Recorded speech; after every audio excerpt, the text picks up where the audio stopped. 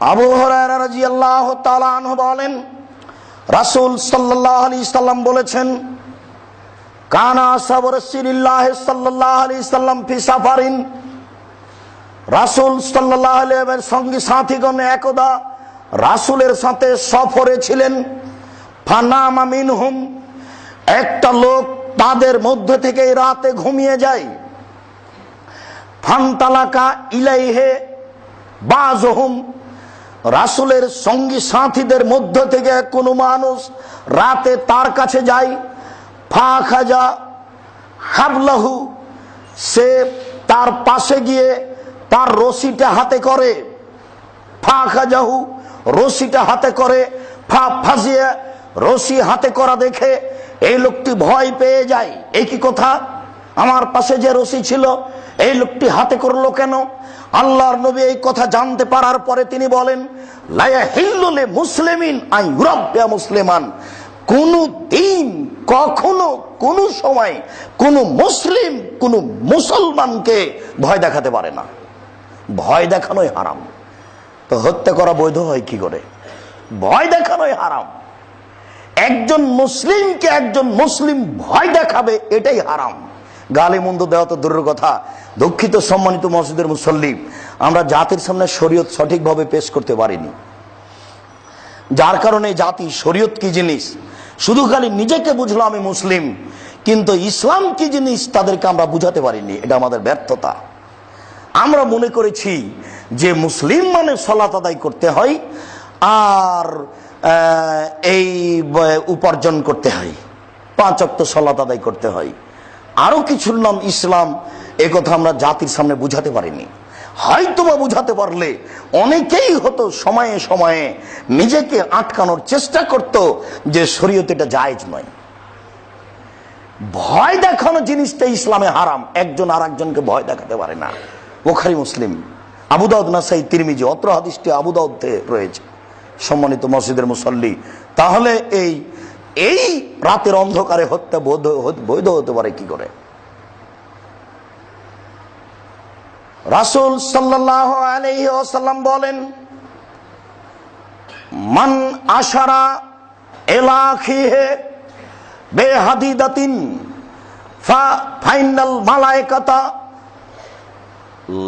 ইয়ালানু আলাইহি অফিরাতিন তানালু আলাইহিম, নিশ্চয় কোন মানুষ, কোন পুরুষ নারী যদি তার মুসলিম ভাইকে তরবারি দেখায়, ইশারা করে, ইঙ্গিত করে যে তুমি এই করলে এই করব, তোমার জন্য এই রয়েছে, তোমার জন্য এই তরবারি, তোমার জন্য এই শাস্তি, এইভাবে যদি কাউকে ইঙ্গিত করে, ইশারা করে, ভয় দেখায়, আল্লাহর নবী বলছেন তাহলে ফেরেশতাগণ তার উপরে সর্বদা অভিশাপ করে, হাত্তা ইয়াজাহা, যতক্ষণ পর্যন্ত হাতের লাঠি, হাতের তরবারি, হাতের অস্ত্রটা রেখে না দিয়েছে, যা দিয়ে ভয় দেখাচ্ছিল,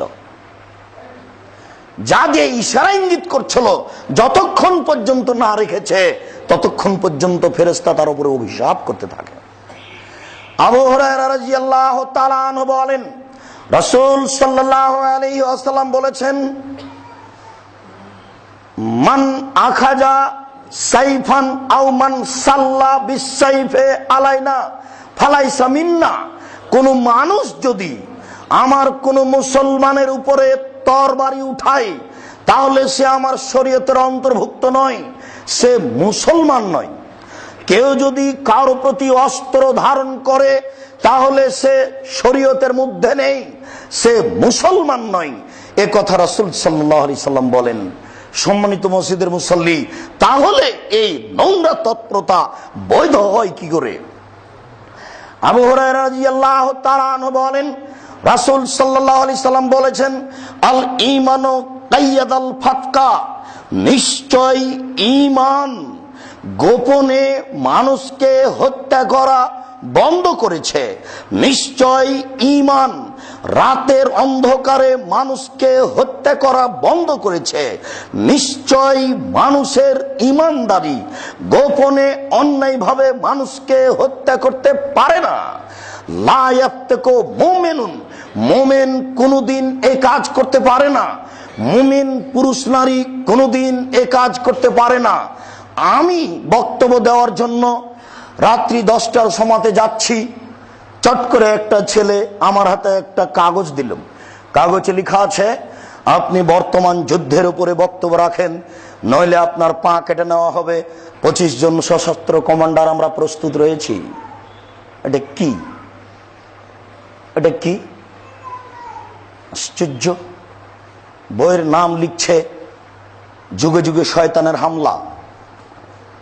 এরপরে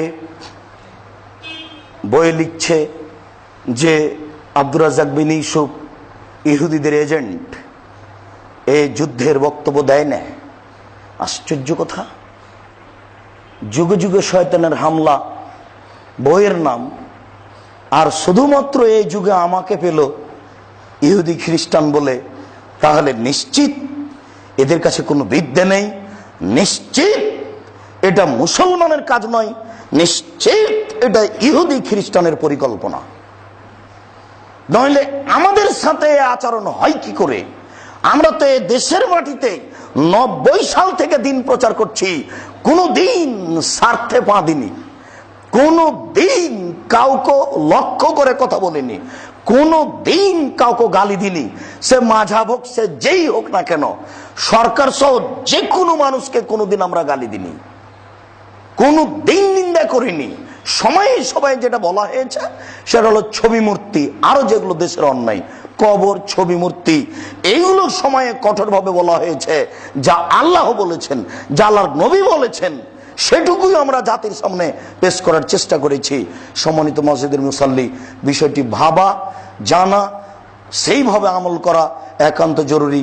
আল্লাহ আমাদের সঠিক বুঝার তৌফিক দান করুক। আল্লাহুম্মা আমিন।